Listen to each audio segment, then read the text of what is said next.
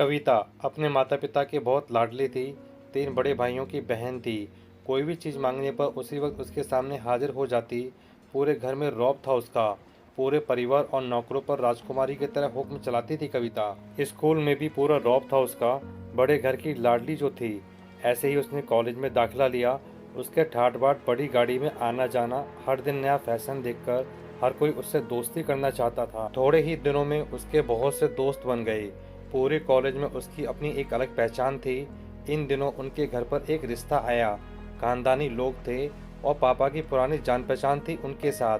कविता के साथ कोई जबरदस्ती नहीं की थी, पर कविता ने फिर भी हाँ कर दी थी, क्योंकि वह अपने परिवार से बहुत ज़्यादा प्यार करती थी। वह जानती थी कि वह लोग उसका अच्छा ही सोचेंगे। लड़के का नाम राज था। राज काफ़ी पढ़ा लिखा और समझदार लड़का था। ससुराल वाले भी अच्छे थे। ससुराल में कविता की जगह वैसे ही थी जैसे कि मायके में।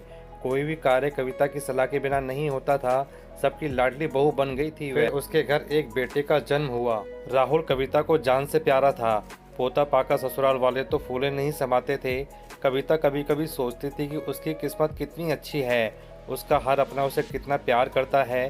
चाहे जीवन में कैसा ही समय आए, मेरे हमेशा मेरे साथ में हैं। मैं कभी भी अकेले नहीं हो सकती। कितनी खुशकिस्मत हूँ मैं। पर शायद कविता की खुशियों को उसकी अपनी ही नज़र लग गई थी। एक दिन वह मायके जाने की जिद कर बैठी। राज को बहुत काम था, लेकिन वह फिर भी उसे ले गया।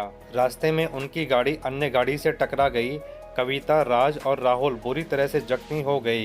काफ़ी दिनों के इलाज के बाद राज और राहुल तो ठीक हो गए, लेकिन कविता पूरी तरह से ठीक ना हो सकी। सर पर चोट लगने के कारण वह अपनी आंखों की रोशनी खो बैठी।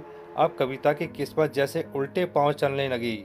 मायके वाले कुछ दिनों तक उससे मिलने आते रहे, फिर कभी कभार फ़ोन ही कर कर पूछ लेते कि अब कैसी हो। धीरे धीरे ये सिलसिला भी कम हो गया। ससुराल वालों की सहानुभूति भी कम होने लगी। घर में किसी को पास बैठने के लिए कहती तो जवाब मिलता, बहुत काम है, अब तुम भी हाथ नहीं बटा सकती। राज भी चिड़चिड़ा हो गया था। बस राहुल ही था उसके साथ, जिसके साथ हंसते खेलते उसका वक्त गुजरता। एक दिन कविता के हाथ से कुछ सामान गिर गया, जिसकी वजह से राहुल को हल्की सी चोट लग गई।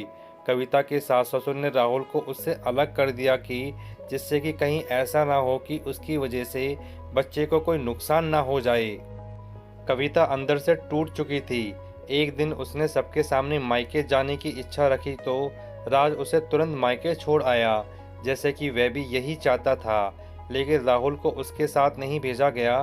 कविता कभी राहुल से दूर नहीं रही थी। अपनी कमी के कारण उसने ज़्यादा बहस नहीं की। कविता को लगा कि वह 3-4 दिन वहाँ रहेगी तो थोड़ा हवा पानी बदल जाएगा, क्योंकि वह कितने दिनों से कहीं भी बाहर नहीं गई थी। घर वाले भी इतने दिनों बाद उसे देखकर कितने ज़्यादा खुश होंगे।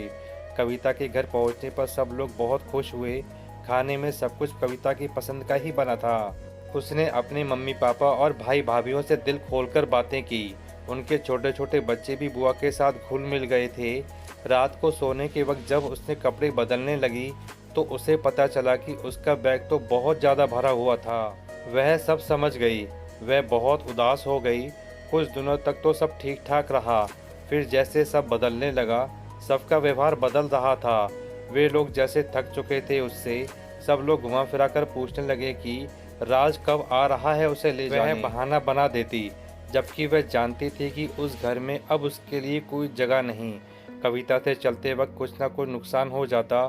थोड़ी बहुत टोका टोकी उसे सुनाई देती, वह टाल देती। एक दिन उसके हाथ से लगकर एक कीमती फूलदान टूट गया। छोटी भाभी ने बहुत हंगामा मचाया। कविता के माता पिता रोज रोज के झमेलों से तंग आ गए थे। उन्होंने राज को खुद फ़ोन कर दिया। राज कविता को अपने घर लेने आ गया। कविता को अपने परिवार वालों से ये उम्मीद ना थी। जिस कविता के कहे बिना घर का एक पत्ता भी नहीं हिलता था, उस घर के लिए वह अब बोझ बन चुकी थी। राज के साथ ससुराल आते वक्त वह बहुत खुश थी, क्योंकि वह अपने घर जा रही थी और अपने जिगर के टुकड़े राहुल के पास। परंतु यह खुशी भी कुछ पल की ही थी। सारा बंदोबस्त पहले से ही किया हुआ था। कविता को सीधे ऊपर वाले कमरे में पहुंचा दिया गया। राहुल से दूर रहने की सख्त चेतावनी भी दे दी गई। एक कामवाली लता को उसकी जिम्मेदारी सौंपी गई, जो उसके खाने पहनने जैसी ज़रूरतों का ध्यान रखती। कविता ज़्यादातर चुप ही रहती। कभी कभी कामवाली लता से थोड़ी बतिया लेती, उसके जरिए राहुल का पता चल जाता। सबकी लाडली बेटी और बहू सबके लिए लाडली से बोझ बन चुकी थी।